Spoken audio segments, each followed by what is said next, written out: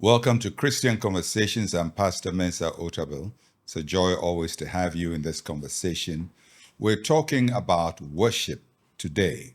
Worship is an integral part of the Christian life, especially when we go to church. We do things that we call worship. And today we'll explore all of those and what it means to us and how to get it done as well as possible. I have Reverend I have Pastor Albert Okram with me of ICGC, the New Wine Temple, and he's going to join in the conversation. Pastor Albert, you're welcome. Thank you very much. So, let's start up with worship. It's variously described, but scripturally, what exactly is worship? It's a very broad concept, but simply worship would be offering of something of value to someone you honor and doing it with a sense of devotion to that person. That would broadly be seen as worship. What will be the components if you say worship, offer something that is worthy to honor someone? What can we offer? We offer first ourselves to God in a Christian context. We mean offering to God. So the primary offering we give to God is the totality of who we are. But sometimes we give particular aspects of ourselves to God. We give of our hands to Him. We give of our heart to Him. We give of our lips to Him, our tongue to Him, our thoughts to Him, our earnings to Him. So it is the totality of the offering given of yourself to Him, but then there are particular aspects of ourselves that we can also offer to God.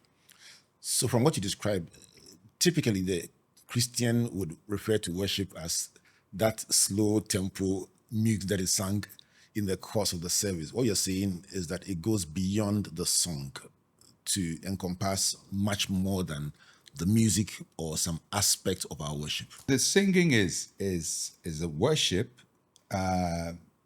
but it is not all of worship. It is an expression of worship. Because when we sing, it is ourselves, it is the person singing, and the person singing something constructive, something beautiful to God. So it is part of the offering of yourself, but you're expressing it with beauty. You're expressing with something that is elegant. You're expressing it with your words, and your words composed in a beautiful way. And that's what singing is. So it's part of yourself being offered to God, but it is expressed through this beautiful melody. Can a person sing very passionately in a church service and yet still not offer themselves to God? Yes, I think so. When God dealt with Israel, one of the problems that He had with them, and He pointed out to them, is that sometimes they would do extravagant things. They will offer a lot of animals and cattle and so on. And God will say to them, you offer it, but your heart is so far away from me. In other words, you're doing things that should normally be seen as worship, but it's not you. Your heart is not in it. You are not involved in it. It's not coming from something that you have really thought about to offer. You're just doing it, a gesture. And in that sense, you're doing something that should normally be worship, but it's not worship because it's not heartfelt. Why does God call on us to worship Him? I think God calls us to love Him and to devote ourselves to Him because He's devoted Himself to us. And devoting of ourselves to Him is a response to what He has already given to us. First of all, he has given us existence. Without him, there will be no existence. We would not exist. And we owe our existence to him. He is our creator. He has given us not just existence, but the things that makes life viable. He created us upon earth, and earth is a viable planet. We were not created on Mercury or Venus. We wouldn't have survived to even consider whether we can worship or not.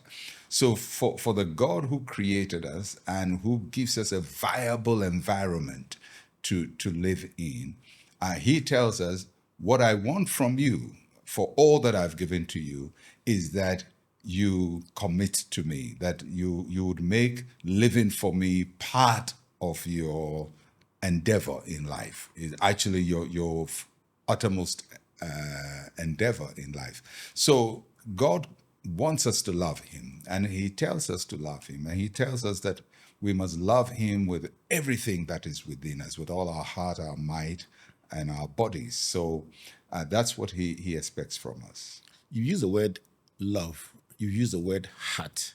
Would worship be a reflection of the relationship that we have with God? Worship is a love expression. Um, you know, people do it in normal ways. When we love people, we express it. We give them. We don't do it much in Ghana, but people give flowers. Yes. We give gifts. We write letters. We write beautiful words. We write poems. And if we are up to it, we compose songs. A lot of the beauty of this world were things that were done by people in expression of love. Buildings that were built as expressions of love, songs that were composed as expressions of love, poems, novels that are written. All of these things are expressions, quote unquote, of worship, but worship of man to man.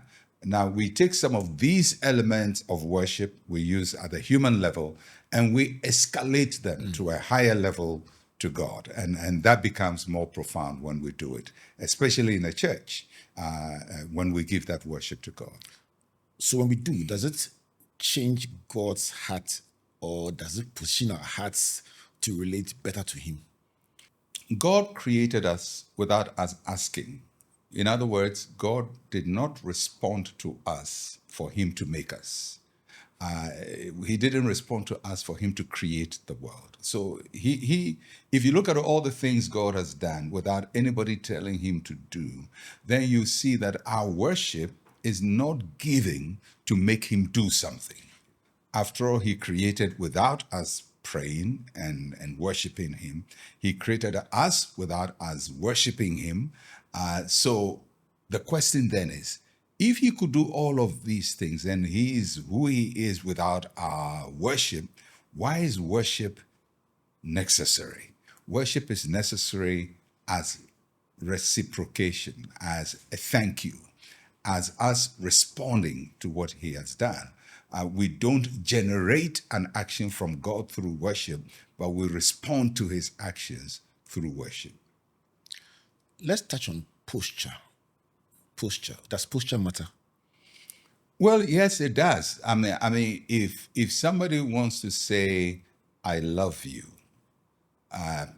if you're telling your wife, "I love you," but you're screaming it and your fists are tight and your face is squeezed but the words are nice, there's going to be a dissonance. There's going to be something that is not right. Your posture and your words are not saying the right things. So when you want to thank people, you take a posture of thanksgiving. If you want, in our culture, for example, somebody does something that is so great for you, people would go and thank the person, and sometimes they would even kneel to thank the person. It doesn't mean that a kneeling makes the thanks efficacious, but the kneeling it is your posture, your actions now coming into agreement with your words. And so when we worship God, there are postures we take. When we want to surrender to God, we lift up our hands. and we say, Lord, I love you, or I surrender to you with an uplifted hand. So at that time, your words and your actions are going together. So when you're singing to God, you don't sing as if you are angry with Him. You sing joyfully because your posture and your words are going together. Talking about the congruence you just described, I read a report somewhere that said that in communication that involves emotion, the words form as little as 7% of the communication. The body language, the look in the eyes, the tone of voice, and other things communicate far more. Can we translate that also into our worship? I believe so. People would lie prostrate before somebody they honor culturally. And we augment that when we are talking to God. It may not be physically lying down prostrate, but somehow in your heart, you almost feel like you are prostrate before God. It's a heart attitude first before it's a physical attitude. And you're not always going to have the chance to physically demonstrate this, especially in public worship. In your own private home, there may be actions you can take in worship that you can take, for example, in a church service, because it's public, there's other people there. You don't want to inconvenience other people. Everybody's worshiping the same God. You don't want your actions to stop somebody's action from taking place. But when you are alone, you can kneel, you can lie prostrate, you can scream, whatever you want to do, because it's just you and you are not interfering with anybody. But in public worship, there are actions that we take that has to also be measured so that it doesn't infringe on others and doesn't stop others from expressing their love to God. So let's stay with this a bit. So it means that a person can have personal moments of worship at home, Yes. at work, anywhere that they are. Yes. Worship is one of those things you can do, like prayer, you can do as an individual and you can do it in a corporate body. And the Bible talks about it, worshiping in the congregation, but we also worship early in the morning will I seek you, O Lord. And that is just an individual, just praying, and I worship you in the midst of the congregation. That's the individual worshiping with other worshipers. So we do both of that. Do we sometimes find ourselves emphasizing one at the expense of the other?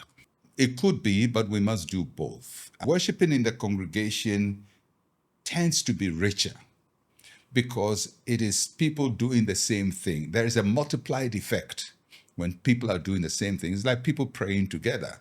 It's a multiplied effect. There is a corporate nature of it. There's a cohesive nature of it. So when we pray as individuals, it's great and it has its power. But when we do it in a congregation, whether we're praying, we're worshiping, we're singing, just the dynamism. When you read the Bible, it says in heaven, as they sang, the voice is like the sound of rivers, many waters. It's just this cascading, grand expression of a crowd saying the same thing to one God. And I think that's the power of the corporate worship. As you describe it, I'm just thinking about the situation where somebody in church at the time of deep congregational worship will take out their phone and make a call, get distracted, is looking around. Does it matter? It does matter. I think there are practices that intrude from our normal life into church. And one of the things that is intruding now is because the phone is now ubiquitous. We use the phone for many things. We don't just use it for phone calls, but we use it to take notes. We use it to read the Bible. We use it to receive emails.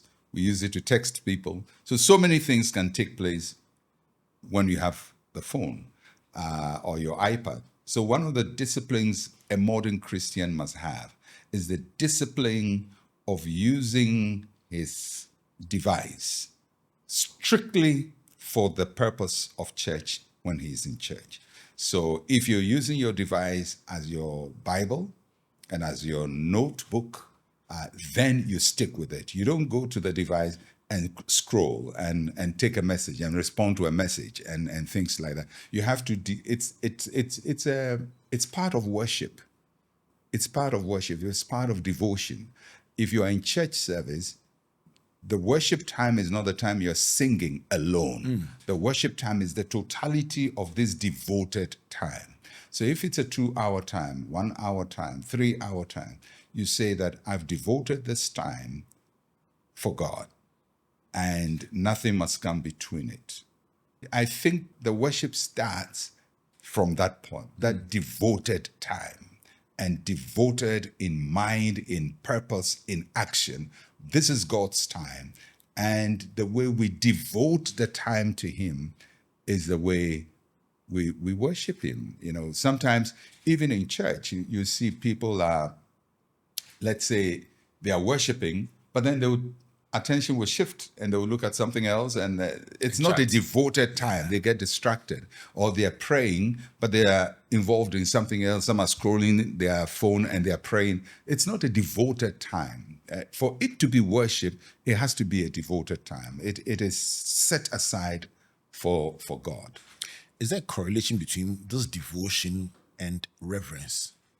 Yes, because worship is reverencing. Worship is a high form of respect you show a person. Of course, I mean, if we go to the presence of somebody whose position requires respect,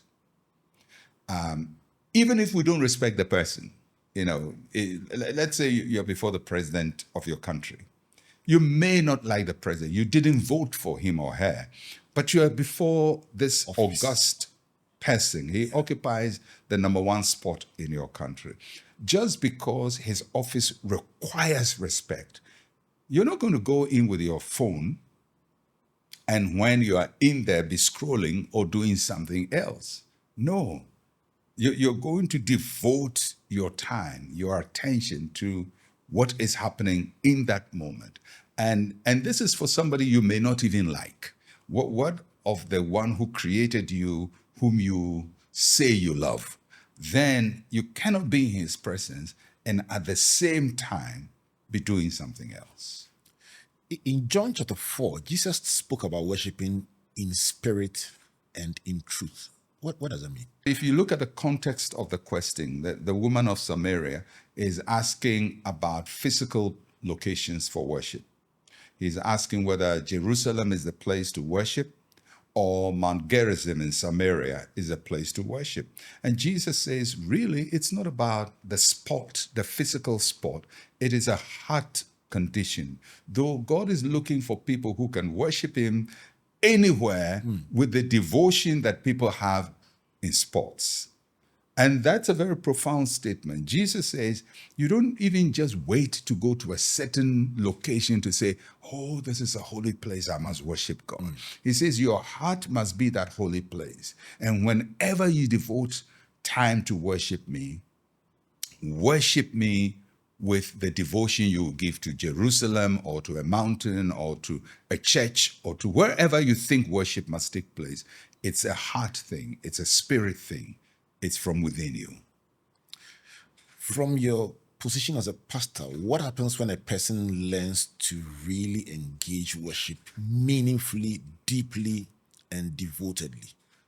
When we worship in church, we sing songs. And most likely, the songs were not composed by us. These are words somebody spoke, just like the Psalms. David or somebody wrote them. We didn't write them. It's like buying a birthday card with words written in it. You didn't write the words, but somehow, when you are sending the card, I do that. If I'm sending a card, I have to read the card and the words in the card. And I have to ensure that whilst I'm signing, I am saying these words. So I didn't just pick a card and sign it, but I must own the words. The same way when we come to church and we are worshiping, we didn't compose the songs, but we have to now own the words of the song.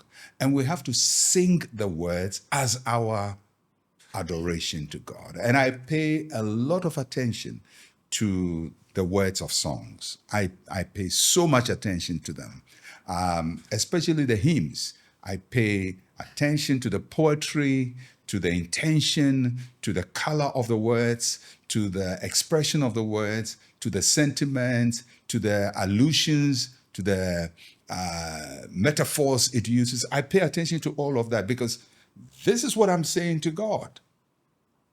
You see, and I must be saying this to God, even if the word is written in another person's culture. Like you sing a song like "Great is Your Faithfulness," and then it says summer and winter, springtime and harvest. I don't have summer and winter and springtime and harvest, but I understand the writer and why he's using the seasons of time: summer, winter, springtime, harvest. And he's talking about as the seasons change. My seasons will be dry and rainfall and harmattan, but I understand the sentiment. So when I'm singing it, although the person composing it spoke about things happening in his culture, I own that expression that it is talking about the unchangeableness of God. So I sing it with meaning because those words are my words. That the God I worship is faithful no matter the seasons of life. And so it's important to pay attention to the words.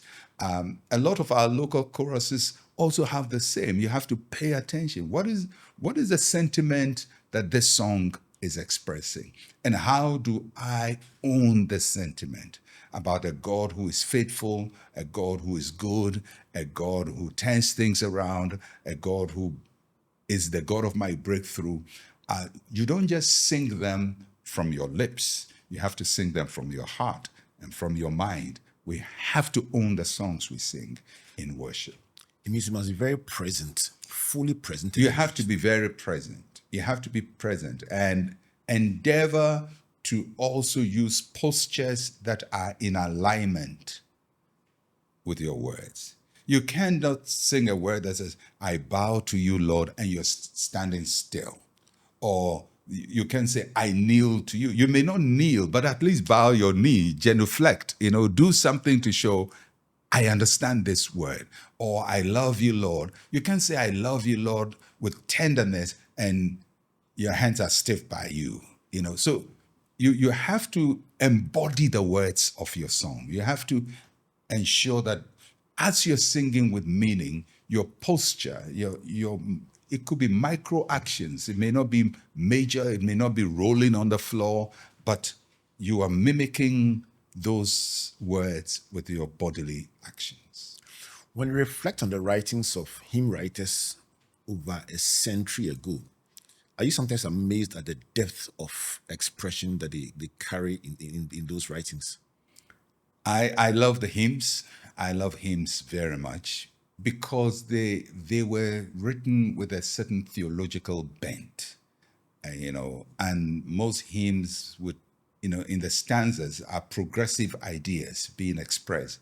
Normally, it starts with, just like the Psalms, either with a question we are asking, how God answers the question, and almost all the hymns end with the future, our future with God, eternity. So there's a whole picture that the hymns, most hymns paint. You don't find them in the choruses, because the choruses are special purpose songs. They just fit one thing and they don't take us on a journey. Whereas the hymns normally take us on a journey of expression, of an idea, of a question we are asking God, how he answers it, and how eternity looks like in our devotion. So there is always a good thing to do a mix of them so that there is a richer expression of your words and of your sentiments when you worship God.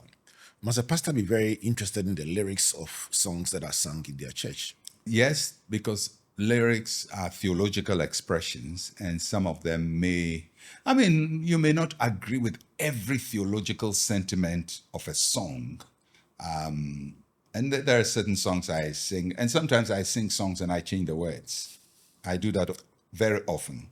I change the words, especially the local songs, popular choruses. I change the words almost all the time because the writers are not theologically astute and they may not be expressing all the thoughts. And, you can't also be finicky trying to correct everything. So sometimes you allow some songs to go because broadly they express the ideas that people want to express. But in particular sense, they may not express a theological idea accurately. So when it does that, I sing it differently.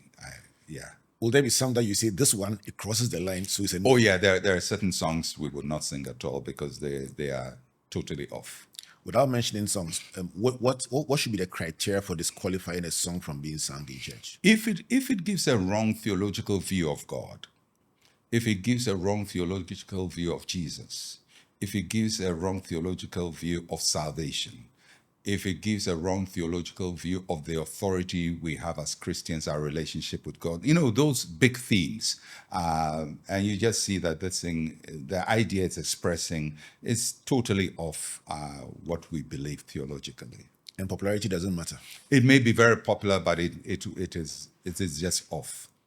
And I think generally a lot of the popular songs, because people don't reflect too much on the words, they think of the lyrics and the rhythms and the beat and how it moves us more than the songs, the words, whereas the hymn writers were more fixated on the words and how it conveys a biblical idea. It will probably also mean that the music leaders, worship leaders in church must also be trained to understand the theology, so they select right. Yeah, it is not for nothing that in most churches, the two people who occupy the stage or the pulpit, the song leader and the preacher, they are both conveyors of theology. So the music leader is a conveyor of theology. The preacher is a conveyor of theology. You cannot be a music leader, just conveyor of music and beats, but conveyor of theology. The Psalms were songs, but they are theological. We still quote them. Jesus quoted from the Psalms. So it's not just songs for song's sake, but the ideas are consistent with how God has revealed himself to us. And I think we have to make the effort. I mean, I don't want to overstretch it, because sometimes, the intentions are good. It's just that the delivery mechanism is bad. And you also want to encourage people to write more songs and to polish it up and so on. So you don't want to be over expressive there. I think generally there has to be a mix. So in our worship, we do a mix, at least we do one hymn, and we just try to ensure that there is a balance in the theological education of the people by the people who are leading us either in song or in the preaching of the word. Let's talk about who we become as a result of our worship. Does worship have an impact on our character? Well, if we do it well, we grow closer to God. And a lot of the songs of worship are reflective, And I'll go back to the hymns. The hymns have more variety than popular choruses. Popular choruses are very triumphalist. They are always talking about victory and overcoming and miracles and things. They don't talk about reflecting on our character, on how we see God. They don't go that deep. So it's important that we sing and reflect. And it is in that reflection that we become, as we think more about what God is demanding from us, what we must become, where we miss it, that transformation takes place. Let's engage the idea of a collective time of worship done well, lifting up the Lord. Does the glory of God come down when we do that? I believe we experience God deeper.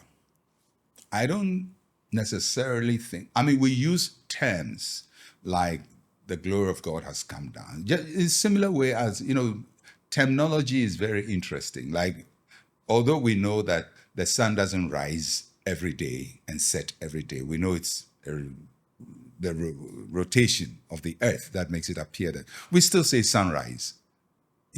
So sometimes we say the glory of God has come down. It doesn't mean that the glory of God was not there.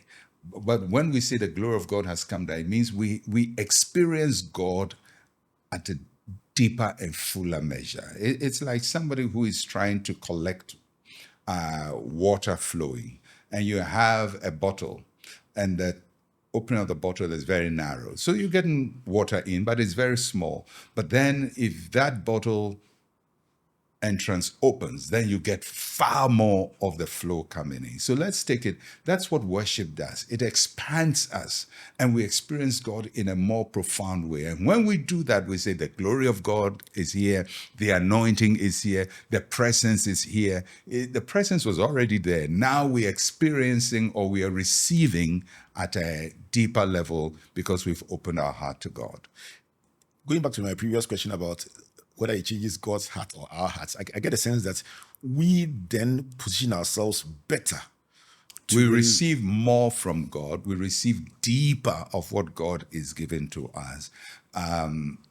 God doesn't do more because God is the same, but we experience Him more. We experience His glory more. We experience His power more. We experience His beauty more. And worship is that aperture. It opens us up. It's the gateway, and it allows much more of God or His presence to flow through us. Let's go to the charismatic expression of worship that sometimes involves a bit of intensity, clapping, dancing, and other expressions. How do we situate this in the context of our conversation? Well, church music has gone through different expressions. I mean, even if you look at the Bible from the beginning, worship is going on, but worship is going on primarily through sacrifices people make. And then we see worship grow. And by the time we get to the days of David, the tabernacle of David, we see that worship is now flamboyant.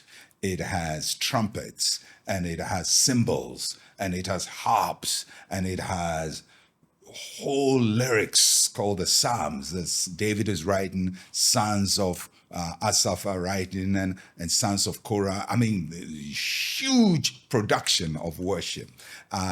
So worship can be as simple as, oh Lord, I thank you, I worship you, just verbal. It can include clapping. It can include dancing. It can include tambourines. It can also be orchestral.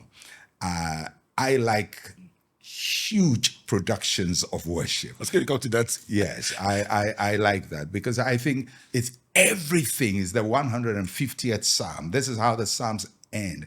Praise Him with everything that is within you. And I believe that when a church is able to orchestrate worship at that grand level, that's beautiful.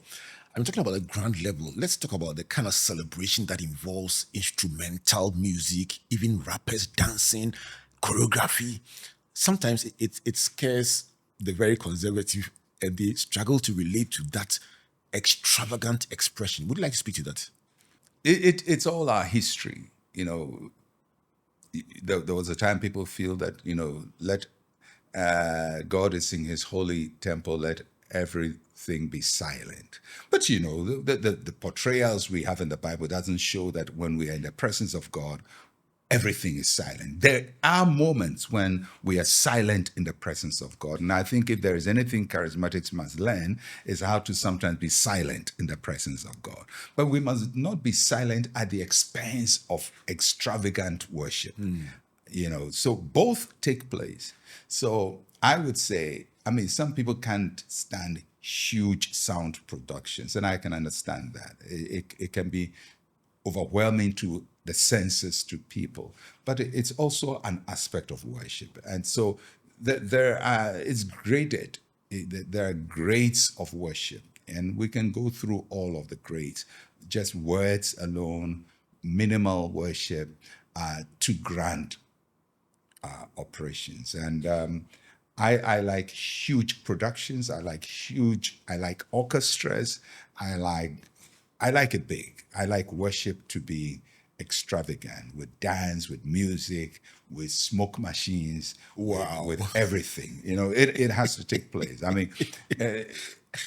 Because the more I read the Bible, I see extravagance in that way. Can you imagine if you were in the tabernacle of David?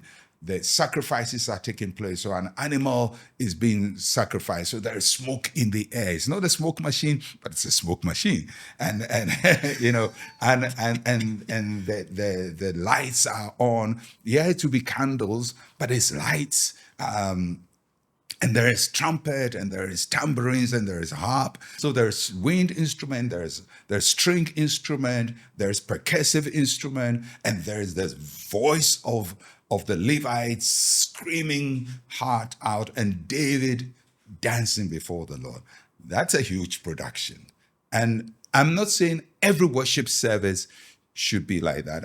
Those worship services will be for like dedication of the temple, for grand moments. It goes grand like that. But for routine moments, you don't have that all the time taking place. So we just have to understand that we have a huge latitude as to what we can use to worship God. And I've enjoyed this varied expression of God being worshipped in the grand orchestra, in those quiet moments, through the hymns, through the choruses. And I also like the part about changing the words to suit you at some point. Yeah. As we wind down today, what would you like us to remember about true worship? Well, if there's anything we've said, that worship is the offering of ourselves. So if you say, I don't like singing, I don't like dancing, then offer yourself to God. Worship Him with yourself, and worship Him with your words. Say words out of your mouth that are endearing and that really show your heart desire to God. And if you want to do a grand production to worship God, do all of it. But let everything be done in decency and in order. And just know that we're not doing it to please ourselves. We're not doing it to feel good about ourselves or our church. We're doing it because we are overwhelmed by the presence of God. We'll catch you again.